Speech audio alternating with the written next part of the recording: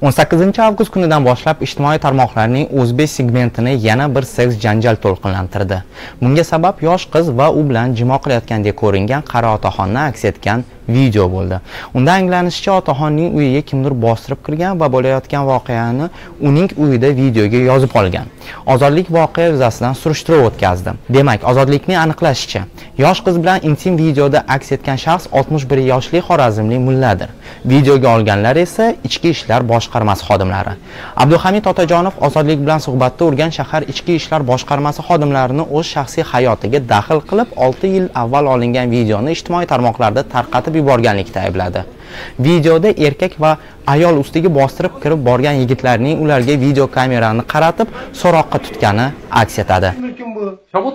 Uyimda o'tiribman, ha? Bantarabchi. Bunga javoban ayol ichki kiyimlarini qayta kiya boshlasa, erkak kirib kelganlarni shaxsiy hayotiga daxl qilganlikda ayblay boshlaydi. Urganchlik mulla Abduhamid Otajonov Ozodlik bilan suhbatda videodagi shaxs o'zi ekanini tasdiqlar ekan, bu voqeaning 6 yil avval bo'lgani, o'shanda 2 nafar militsiya xodimi uyni eshigini buzib, ustiga bostirib kirgani va videoga olganini aytadi. Ozodlikning Facebook sahifasiga murojaat qilgan bir necha ayol ayni mullaning uyiga shifo izlab borgani va jinsiy tegajog'likka uchraganini iddao qiladi. Abduhamid Otajonov bu iddaolarni keskin rad qildi. Mulla Ozodlik bilan suhbatda o'tmishda odamlarga dam solish bilan shug'ullanganini, lekin bepusht ayollar hech qachon mijozi bo'lmaganini aytadi. Abduhamidga odamman, oddiy. Oilaviy yakka tadbirkormiz bizlar. O'zimdan yakka tadbirkorlik hujjati bordagi kasal bo'lib yotib qoldim. Endi ota-bobomizni xo'ja, mulla, eshonliklar shulardan qolgan kitoblarni sinchiqlab o'qiyman, o'qisa aytaman.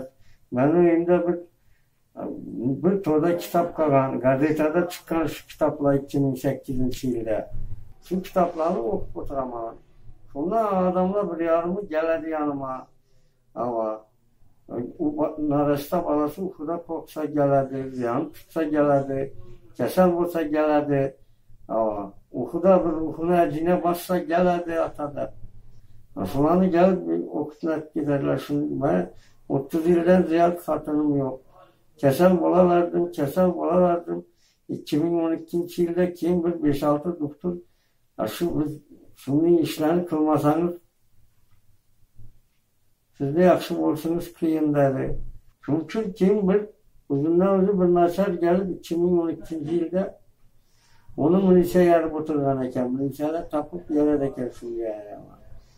Shu kelib o'zimdan o'zi bir 5-6 kun qatlab yanimda yurtdan ma jo'nakingizni yuvib beraman dedi, babay dedi. Taratishimizni qizdirib beraman dedi. Noskilarimni yuvib beraman dedi. Meni qaradi bitta ishonchima girdi. Olsun ben size dedim, ben sizden yaşımdan dedi. Çiğislası yanımda yok. Yatmadık bu ayağımdan yaklaşık. İşki depip sındırıp 2 milise girip geldi. Milise'dekini bilmedim onu. O kırışke görsetkenden kim bildim. Birisi telefon bilen bizani resme kişirmeke karadı. Yanala çatmadı. Ayni paytda Otajonov o'z shaxsiy hayotiga ketma-ket 2 marta qo'pol ravishda daxl qilgan militsiya xodimlarining shaxsini bilmasligi, ammo ularning Urganch shahar ichki ishlar boshqarmasi rasmiylari ekanini reyd paytidagi hujjatidan bilganini aytadi. Ozodlik 23 va 28-avgust oralig'ida Urganch shahar ichki ishlar boshqarmasi rasmiylari bilan bog'lanib voqeaga munosabat bildirishni so'radi. O'zimiz qaytib telefon qilamiz degan shahar militsiyasi rasmiylari hozircha Ozodlikka bog'langani va Otajonov ayblovlari yuzasidan izoh bergani yo'q.